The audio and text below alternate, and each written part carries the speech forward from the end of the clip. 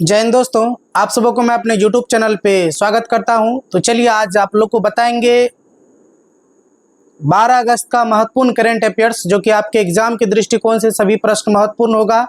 और आजकल आप लोग ये भी देख रहे हैं कि करंट अफेयर्स का कितना बोलबाला है। बिहार पुलिस का एग्जाम चल रहा है, उसमें भी 8 से 10 करंट अफेयर्स आ रहे हैं। ऐसा कोई एग्जाम, वनडे एग्जाम नहीं है जिसमें करंट अफेयर्स आपको देखने को नहीं मिलेंगे।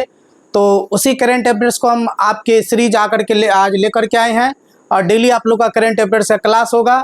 और आज 10 महत्वपूर्ण करंट अफेयर्स होगा और इसे डेली आप लोग का 10 प्रश्न ही रहते हैं।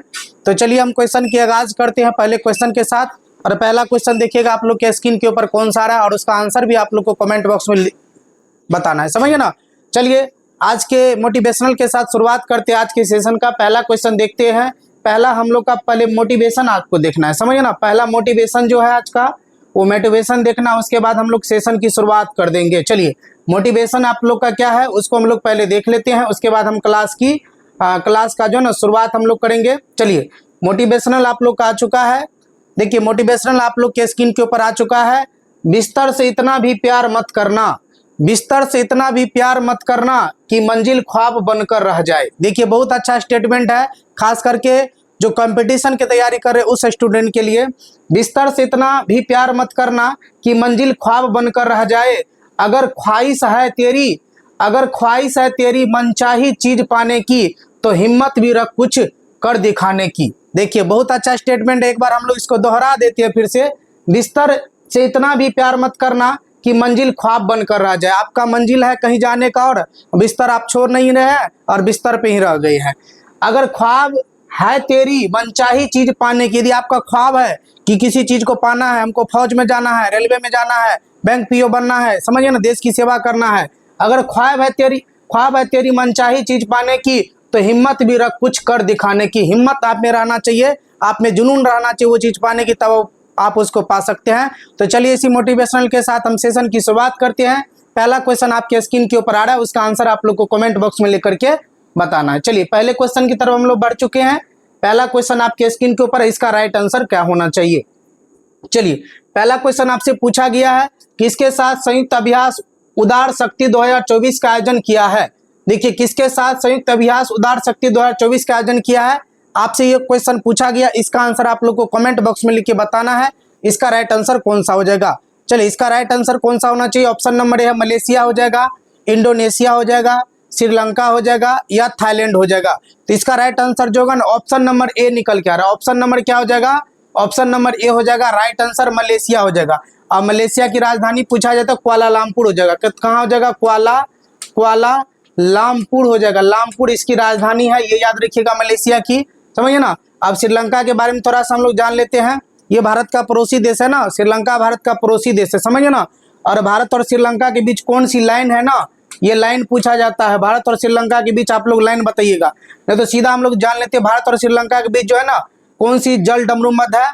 तो ये पाक जल डमरू मध्य है, समझिए ना, पाक जल डमरू मध्य है, समझिए ना, पाक जल डमरू मध्य है। तो पाक से पाकिस्तान नहीं जाना, भारत और पाकिस्तान के बीच नहीं है, भारत और श्रीलंका के बीच जो ना पाक जल डमरू मध्य है, ये आप लोग याद रखिएगा। और सफेद हाथियों का देश किसको कहा जाता है, सफेद हाथियों का देश यदि आपसे पूछा जाए ना, सफेद हाथियों का देश किसको कहा जाता है, तो आपको थाईलैंड को कहा जाता है, समझिए ना, वो आपको थाईलैंड को कहा जाता है। तो ऑप्शन नंबर आप लोग का ए बिल्कुल आंसर राइट है। जीरो लाइन बताइएगा आप लोग कमेंट बॉक्स में कि जीरो लाइन किन दो देश के बीच है, समझिए ना, ये जीरो लाइन आप लोग को बताना है। जीरो लाइन किन दो देश के बीच आप लोग को कमेंट बॉक्स में लिख करके बताना है कि जीरो लाइन किन दो देश के बीच में है। और मैकमोहन लाइन की हम लोग बात करें, मैकमोहन लाइन की यदि हम लोग बात करते हैं, मैकमोहन लाइन भारत और चीन के बीच है। किसके बीच है, भारत और चीन के बीच है। उसके बाद रेड क्लिफ आपसे पूछा जाए, रेड क्लिफ लाइन किसके बीच है, तो भारत पाक के बीच है, भारत पाक के बीच है। ये आप लोगों को याद रखना है, ये दोनों आप लोग याद रखिएगा। चलिए अगले क्वेश्चन की तरफ बढ़ते हैं। आप लोग को बताना है जीरो लाइन किन दो देश के बीच में है। चलिए अगले क्वेश्चन की तरफ बढ़ते हैं, दूसरा क्वेश्चन। चलिए दूसरा क्वेश्चन आपके स्क्रीन के ऊपर आ चुका है, इसका आंसर देखिए क्या होना चाहिए। चलिए दूसरा क्वेश्चन आपसे पूछा गया है कि सॉवरेन वेल्थ फंड इंस्टीट्यूट की सबसे अमीर केंद्रीय बैंकों की सूची में आरबीआई को कौन सा स्थान मिला है। देखिए सॉवरेन वेल्थ फंड इंस्टीट्यूट की देखिए रिपोर्ट जारी किया है कि सबसे अमीर केंद्रीय बैंकों की सूची में आरबीआई, मतलब आरबीआई का कौन सा स्थान है ना, रिजर्व बैंक ऑफ इंडिया का, ये आपसे क्वेश्चन पूछा गया है। इसका आंसर कौन सा होना चाहिए? ऑप्शन नंबर है 10वां स्थान है, बी में है 11वां स्थान है, सी में 12वां स्थान है और डी में 13वां स्थान है। इसका आंसर कौन सा होना चाहिए? इसका आंसर हो जाएगा ऑप्शन नंबर सी हो जाएगा। कौन सा स्थान है? तो 13वां स्थान है, ये याद रखिएगा। आरबीआई के बारे में जान लेते हैं। इसकी स्थापना हुई थी 1 अप्रैल 1935 को। इसकी स्थापना कब हुआ है? 1 अप्रैल 1935 को यंग हिल्टन कमिटी के सिफारिश पर, यंग हिल्टन, समझिए ना, यंग हिल्टन कमिटी के सिफारिश पर जो है ना आरबीआई की स्थापना हुई थी। और आरबीआई का यदि आपसे पूछा जाए कि राष्ट्रीयकरण कब हुआ था, राष्ट्रीयकरण यदि आपसे पूछा जाए तो 1 जनवरी 1949 को जो है ना ये राष्ट्रीयकरण। यहाँ से जो है ना बिहार पुलिस में कल क्वेश्चन आया है। वर्तमान में गवर्नर आपसे पूछा जाए कि गवर्नर यहाँ के अभी वर्तमान में कौन है, तो शक्तिकांत दास हो जाएगा, शक्तिकांत दास हो जाएगा, कांत दास। और इसका नंबर आप लोग को कमेंट बॉक्स में लिख के बताना किस नंबर के, समझे ना, शक्तिकांत दास है। और आरबीआई को जो है ना बैंकों का बैंक कहा जाता है, समझिए ना, इसको क्या कहा जाता है?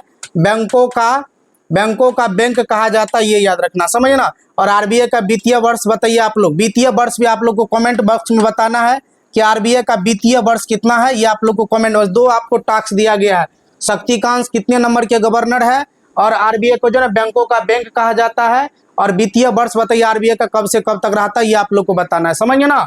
तो ये आप लोग याद रखिएगा। और कोई भी बैंक हो, चाहे प्राइवेट हो या सरकारी बैंक हो, उसको लाइसेंस देने का काम कौन करता है? तो आपको आरबीआई के द्वारा ही किया जाता है, लाइसेंस का देना का काम है आरबीआई को, समझिए ना।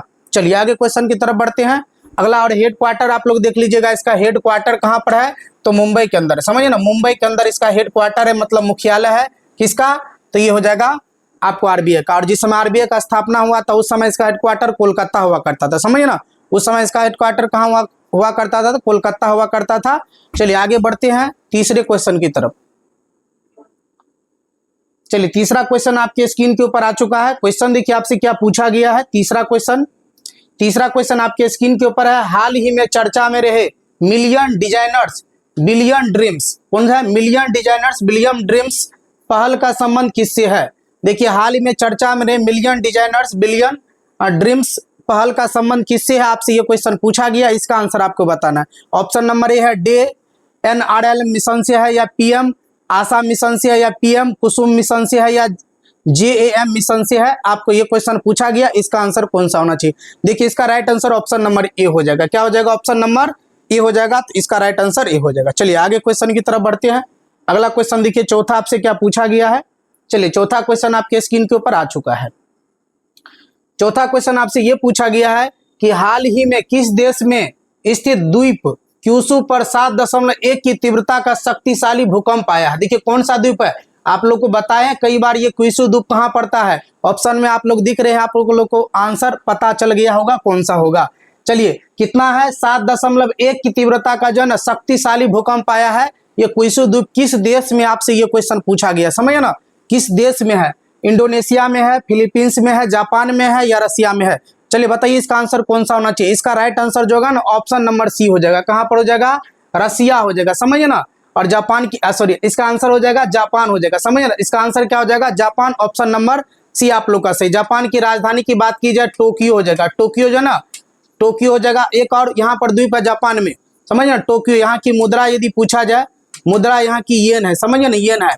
और होन्शु द्वीप भी आपको जापान में, होन्शु द्वीप पूछा जाए कहाँ पर? होन्शु द्वीप कहाँ पर है? तो ये भी आप लोग याद रखिएगा, जापान के अंदर ही हो जाएगा। होन्शु द्वीप यदि आपसे पूछा जाए कि होन्शु द्वीप कहाँ पर है, तो ये भी आपको जापान के अंदर हो जाएगा। हिकोको द्वीप पूछा जाता है, हिकोको द्वीप भी आपको कहाँ पर है? जापान के अंदर है, समझिए ना। अब देखिए जापान पर परमाणु बम गिराया गया था, ये बिहार पुलिस में कल क्वेश्चन पूछा गया है। जापान के 2 शहर, एक है हिरोशिमा और दूसरा है आपको नागासाकी, समझिए ना, नागासाकी। तो दोनों शहर पे बम गिराया गया था। यहाँ पर हिरोशिमा पर 6 अगस्त 1945 को बम गिराया गया था, और यहाँ पर 9 अगस्त 1945 को बम गिराया गया था, समझिए ना। और ये दोनों शहर पे कौन बम गिराया था? तो यूएसए के द्वारा गिराया गया था, ये भी आप लोग याद रखिएगा। और दोनों शहर को बर्बाद कर दिया गया था, समझिए ना, पूरी तरह से बर्बाद हो गया था दोनों शहर। चलिए आगे क्वेश्चन की तरफ बढ़ते हैं। अगला क्वेश्चन देखिए आपसे कौन सा क्वेश्चन पूछा गया है, 5वें क्वेश्चन। चलिए 5वां क्वेश्चन आपके स्क्रीन के ऊपर आ चुका है, इसका आंसर बताना है। 5वां क्वेश्चन आपसे पूछा गया है कि हाल ही में नीरज चोपड़ा ने पेरिस ओलंपिक 2024 में भाला फेंक स्पर्धा में कौन सा पदक जीता है। देखिए नीरज चोपड़ा जो गोल्ड मेडलिस्ट है, समझ नहीं, इससे पहले जो ओलंपिक हुआ था उसमें गोल्ड मेडल अपने नाम किया था, लेकिन ये जो आपको पेरिस ओलंपिक चल रहा है ना, पेरिस ओलंपिक 2024 में भाला फेंक में जो है ना स्पर्धा में कौन सा पदक जीता है नीरज चोपड़ा। नीरज चोपड़ा के बारे में पूछा गया, समझिए नीरज चोपड़ा के बारे में। तो नीरज चोपड़ा का संबंध यदि पूछा जाए, भाला, यहाँ पर भाला फेंक हो जाएगा, कौन सा हो जाएगा, भाला फेंक हो जाएगा, समझिए ना। और भाला फेंक दिवस कब मनाया जाता है, भाला फेंक दिवस यदि आपसे पूछा जाए कि कब मनाया जाता दिवस, तो ये आप लोग 7 अगस्त याद रखिएगा, 7 अगस्त को मनाया जाता भाला फेंक दिवस। अब ये आपसे क्वेश्चन पूछा गया कौन सा पदक जीता है, स्वर्ण पदक जीता है, रजत, कांस्य और उपयुक्त में से कोई नहीं। बताइए इसका राइट आंसर 5 का कौन सा हो जाएगा। चलिए 5 का आंसर ऑप्शन नंबर बी होना चाहिए, आप लोग को इससे पहले भी बताए गए थे। तो ये जो है ना पेरिस ओलंपिक 2024 में नीरज चोपड़ा कौन सा पदक जीता है, तो ये रजत पदक अपने नाम किया, ऑप्शन नंबर बी आप लोग का बिल्कुल राइट आंसर हो जाएगा। चलिए आगे बढ़ते हैं। अगला छठा क्वेश्चन देखिए आपसे क्या पूछा गया है। चलिए छठा क्वेश्चन आपके स्क्रीन के ऊपर आ चुका है, इसका आंसर आप लोग को बताना है कि इसका राइट आंसर कौन सा होना चाहिए। चलिए छठा क्वेश्चन देखिए, छठा क्वेश्चन कट गया आप लोग का ना, 1 मिनट आप लोग रुक जाइएगा, क्वेश्चन नहीं कटना चाहिए। चलिए नहीं कटेगा, अब कटना मना है, समझिए ना, क्वेश्चन का कटना मना है। आगे क्वेश्चन बढ़ते हैं। छठा क्वेश्चन की हाल ही में विश्व आदिवासी दिवस 2024 कब मनाया गया। विश्व आदिवासी दिवस 2024 ये कहाँ मनाया गया, कब मनाया गया, आपसे ये क्वेश्चन पूछा गया है, इसका आंसर बताना। इसका ऑप्शन नंबर ए है 6 अगस्त, बी में है 7 अगस्त, डी में है 8 अगस्त और डी में है आपको 9 अगस्त। चलिए कौन सा होना चाहिए आप लोग कमेंट करके बताइएगा। इसका राइट आंसर जो होगा ना, इसका राइट आंसर जो होगा आपका हो जाएगा कौन, तो ऑप्शन नंबर डी हो जाएगा 9 अगस्त, समझिए ना, ऑप्शन नंबर डी हो जाएगा 9 अगस्त। और 6 अगस्त को हिरोशिमा दिवस, हिरोशिमा दिवस, समझिए ना, हिरोशिमा दिवस याद रखिएगा। और इसी पर गिराया गया था बम अमेरिका के द्वारा। 6 अगस्त हिरोशिमा दिवस हो जाएगा। अब देखिए आदिवासी दिवस मनाया गया ना, और सबसे अधिक अनुसूचित जनजाति यदि बात करेंगे, अनुसूचित जनजाति सबसे अधिक कहाँ पर है, सबसे अधिक कहाँ पर है, तो ये एमपी के अंदर है, मध्य प्रदेश के अंदर है। और अनुसूचित यदि जाति पूछा जाए, अनुसूचित यदि जाति आपसे पूछा जाए किस राज्य में सबसे ज्यादा है, तो यूपी के अंदर है, समझे ना, यूपी के अंदर है। और मध्य प्रदेश को सोया प्रदेश के नाम से भी जाना जाता है, सोया प्रदेश, समझिए ना। और सबसे अधिक वन कहाँ पर है, तो वन सबसे ज्यादा मध्य प्रदेश में है। उसके बाद वन अनुसंधान आपसे पूछा जाए, वन अनुसंधान ये कल बिहार पुलिस में आया है, वन अनुसंधान संस्थान यदि आपसे पूछा जाए तो ये कहाँ पर हो जाएगा, देहरादून के अंदर हो जाएगा, देहरादून के अंदर हो जाएगा। और सबसे अधिक लिंगानुपात पूछा जाए किस राज्य का है, लिंगानुपात सबसे ज्यादा किस राज्य का है, तो ये केरल का है, समझिए ना। और लिंगानुपात में सबसे कम पूछा जाए तो हरियाणा हो जाएगा, कहाँ पर हो जाएगा, हरियाणा हो जाएगा, समझिए ना। तो ये क्वेश्चन सभी आप लोग याद रखिएगा, यहाँ से क्वेश्चन बनते हैं, एग्जाम में पूछे जाते हैं। चलिए अगले क्वेश्चन की तरफ बढ़ते हैं। अगला क्वेश्चन देखिए, 7वां आपसे क्या पूछा गया, उसका आंसर आप लोग को बताना है। चलिए 7वें क्वेश्चन की तरफ बढ़ चुके हम लोग। 7वां क्वेश्चन का आंसर क्या होना चाहिए। 7वां क्वेश्चन पूछा गया कि हाल ही में QIC सुराज्य मान्यता एवं रैंकिंग फ्रेमवर्क में समृद्धि श्रेणी में किसे शीर्ष स्थान मिला है। देखिए क्वेश्चन आपसे ये पूछा गया है कि हाल ही में QIC सुराज्य मान्यता एवं रैंकिंग फ्रेमवर्क समृद्धि में श्रेणी में किसे शीर्ष स्थान मिला है, आपसे ये क्वेश्चन पूछा गया, इसका आंसर आप लोग को बताना है। ऑप्शन नंबर ए है गुजरात को मिला है, कर्नाटक को मिला है, राजस्थान को मिला है या महाराष्ट्र को मिला है। चलिए बताइए इसका आंसर कौन सा होना चाहिए। इसका आंसर जो होगा ना ऑप्शन नंबर ए हो जाएगा, किसको मिला है, ये गुजरात को मिला है, समझे ना, किसको मिला है, ये गुजरात को मिला। ऑप्शन नंबर आप लोग का ए सही हो जाएगा। हम लोग गुजरात के बारे में जान लेते हैं, सबसे समुद्री सीमा सबसे लंबी कौन सा बनाता है, सबसे लंबी तो यही हो जाएगा गुजरात। समुद्री सीमा जो है ना, समुद्री सीमा सबसे लंबी किसके कौन सी राज्य बनाता है लंबी में, तो ये याद रखिएगा आप लोग, गुजरात हो जाएगा, समझे ना, गुजरात यहाँ पर राइट आंसर हो जाएगा। ऑप्शन नंबर ए आप लोग का बिल्कुल आंसर सही रहा है। गुजरात की राजधानी पूछा जाए तो गांधीनगर हो जाएगा, कौन सा हो जाएगा, गांधीनगर गुजरात की राजधानी है, ये भी आप लोग याद रखिएगा, समझे ना।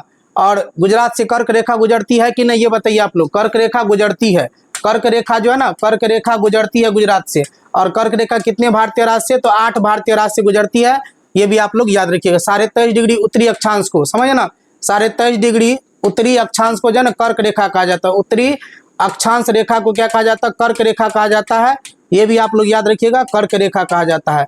23.5 डिग्री उत्तरी अक्षांश को क्या कहा जाता है, तो कर्क रेखा कहा जाता है, ये याद रखिएगा, समझे ना। चलिए अगले क्वेश्चन की तरफ, और आप लोग बताइए कर्क रेखा जो है ना, ये पश्चिम से पूर्व का क्रम आप लोग को बताना है। पश्चिम से पूरब का क्रम बताना। अब एग्जाम में क्वेश्चन ऐसे नहीं आ रहा है, समझिए ना, क्वेश्चन पूछेगा कर्क रेखा से आपको, लेकिन ऐसा नहीं पूछेगा किस राज्य से गुजरता है, किस राज्य से नहीं गुजरता है। अब आपको क्वेश्चन क्रम पूछ देगा पश्चिम से पूरब, समझिए ना, और आपको ये पूछ देगा कि कर्क रेखा के उत्तर में कौन राज्य है और कर्क रेखा के दक्षिण में कौन राज्य है। तो ये आप लोग को ध्यान में रखना पड़ेगा, ये पढ़ना पड़ेगा, तब आप कर्क रेखा से संबंधित प्रश्न को बना सकते हैं। चलिए आगे बढ़ते अगले क्वेश्चन की तरफ। अगला क्वेश्चन देखिए, 8वां आपसे क्या पूछा गया है। 8वें क्वेश्चन का 8वां क्वेश्चन आपके स्क्रीन के ऊपर आ चुका है, इसका आंसर आप लोग को बताना है। क्वेश्चन पूछा गया कि हाल ही में MCX के नए MD और CEO पद पर किसे नियुक्त किया गया है।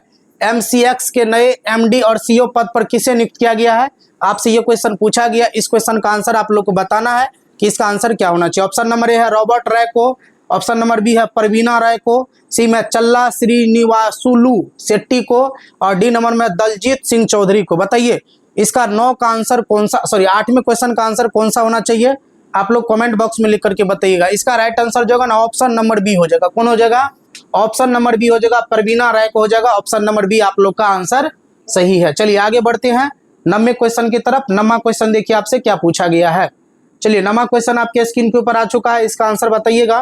क्वेश्चन आपसे पूछा गया कि हाल ही में पाइन लैब्स की सेतु ने किसके सहयोग से देखिए यूपीआई सेट है, यहाँ पर क्या यूपीआई सेतु है, समझिए ना, यूपीआई सेतु लॉन्च किया है। देखिए क्वेश्चन आपसे क्या पूछा गया, हाल ही में पाइन लैब्स की सेतु ने किसके सहयोग से यूपीआई सेतु लॉन्च किया है, ये आपसे क्वेश्चन पूछा गया। कौन सा बैंक के द्वारा लॉन्च किया गया, आपसे ये क्वेश्चन पूछा गया। पंजाब नेशनल बैंक होगा या कैनरा बैंक होगा या एक्सिस बैंक होगा या बैंक ऑफ बड़ौदा होगा। इसका आंसर जो होगा ऑप्शन नंबर सी हो जाएगा। ऑप्शन नंबर इसका सी हो जाएगा, आपको एक्सिस बैंक हो जाएगा। कौन हो जाएगा, एक्सिस बैंक। और पंजाब नेशनल बैंक की यदि बात की जाए, इसका स्थापना हुआ था आपको 1894 में, और इसके संस्थापक कौन हो जाएगा, लाला लाजपत राय या लाला हरदयाल होगा। आप लोग कमेंट बॉक्स में लिख के बताइएगा कि पंजाब नेशनल बैंक के जो है ना ये संस्थापक कौन थे, और इसका हेडक्वार्टर यदि पूछा जाए तो नई दिल्ली के अंदर है, समझे ना, नई दिल्ली के अंदर है। वैसे यूपीआई सेतु किसने लॉन्च किया, तो एक्सिस बैंक के द्वारा किया गया। ऑप्शन नंबर आप लोग का सी बिल्कुल आंसर राइट है। चलिए अगले क्वेश्चन की तरफ बढ़ते हैं। अगला क्वेश्चन देखिए 10वां क्वेश्चन और आज के करंट अफेयर्स का आप लोगों का लास्ट क्वेश्चन है। चलिए क्वेश्चन आपसे पूछा गया है 9 अगस्त 2024 को काकोरी ट्रेन एक्शन का शताब्दी समारोह किसने प्रारंभ किया है। देखिए किस राज्य सरकार के द्वारा यह प्रारंभ किया गया, आपसे यह क्वेश्चन पूछा गया। क्वेश्चन है 9 अगस्त 2024 को काकोरी ट्रेन एक्शन का शताब्दी समारोह किसने प्रारंभ किया है, किस राज्य ने प्रारंभ किया, आपसे ये क्वेश्चन पूछा गया। देखिए हम लोग पहले काकोरी ट्रेन के कांड के बारे में जान लेते हैं। काकोरी ट्रेन लूट कांड कब हुआ था, तो ये आपको 9 अगस्त 1925 की घटना है, समझिए ना। ये जो है ना उत्तर प्रदेश में ये घटना है, समझिए ना। सहारनपुर से ट्रेन ये जा रही थी और काकोरी नामक स्टेशन पे जो है ना, सहारनपुर से जा रही थी ट्रेन, सहारनपुर से जा रही थी, और काकोरी नामक स्टेशन पर जो है ना, काकोरी नामक स्टेशन पर, समझिए ना, नामक स्टेशन पर क्या हुआ था, भारतीय के द्वारा लूट लिया गया था, जिसमें इसका मेन नायक जो ना राम प्रसाद बिस्मिल था। कौन था, राम प्रसाद बिस्मिल था, समझिए ना, मेन यही था, बिस्मिल था, समझिए ना। और इसमें वैसे 7-8 क्रांतिकारी थे, सभी ने मिलकर क्या किया था, काकोरी नामक स्टेशन पे ट्रेन को लूट लिया था, समझ, सोना चांदी भर के जो है ना ब्रिटिश सरकार लेके अपने देश जा रहे थे। और काकोरी स्टेशन पर जो है 9 अगस्त की ये घटना है, 9 अगस्त 1925 को ट्रेन को क्या किया गया, लूट लिया गया। तो इसमें मेन नायक क्या था, राम प्रसाद बिस्मिल। और इसी का ना एक कथन है, सरफरोशी की तमन्ना अब हमारे दिल में है, समझिए ना। और देखना है कितना बाजुए कातिल में, ये आपसे क्वेश्चन पूछा भी जाता है, सरफरोशी की तमन्ना हमारे दिल में है, वो किसने कहा था, तो ये आपको राम प्रसाद बिस्मिल हो जाएगा, समझिए ना। अब आपका आंसर पूछा गया ना, ये आपको जो 9 अगस्त 2024 को काकोरी ट्रेन एक्शन का शताब्दी समारोह किस राज्य सरकार ने मनाया है, तो ऑप्शन नंबर आप लोग का डी हो जाएगा, ये उत्तर प्रदेश, क्योंकि ये घटना उत्तर प्रदेश की है तो उत्तर प्रदेश सरकार ही मनाएंगे ना। तो ऑप्शन नंबर आप लोग का डी सही है, योगी आदित्यनाथ हो जाएगा यहाँ का सीएम उत्तर प्रदेश में। उत्तर प्रदेश में लोकसभा का सीट भी सबसे ज्यादा है, विधानसभा का भी सीट सबसे ज्यादा है, विधान परिषद का भी सीट सबसे ज्यादा है, और राज्यसभा का भी सीट सबसे ज्यादा है। और भारत में यदि जनसंख्या की बात करें तो उत्तर प्रदेश में जनसंख्या भी सबसे ज्यादा है, समझिए ना। तो ये आप लोग का लास्ट क्वेश्चन था। अब देखते हैं क्वेश्चन है कि नहीं, हमारी टेक्निकल टीम जो दीपक है, चलिए आप लोग के लिए सब दिन लेकर के आते हैं अगला page. Thank you. Subscribe our channel Gurukul GS point. यदि आपको निरंतर क्लास देखना है तो हमारे यूट्यूब चैनल से जरूर जुड़े रहें। तो चलिए कल मिलेंगे आप लोग के साथ फिर करंट अफेयर्स के साथ, समझिए ना। तो आज के लिए यहीं तक, आप सभी स्टूडेंट्स को गुड नाइट, जय हिंद।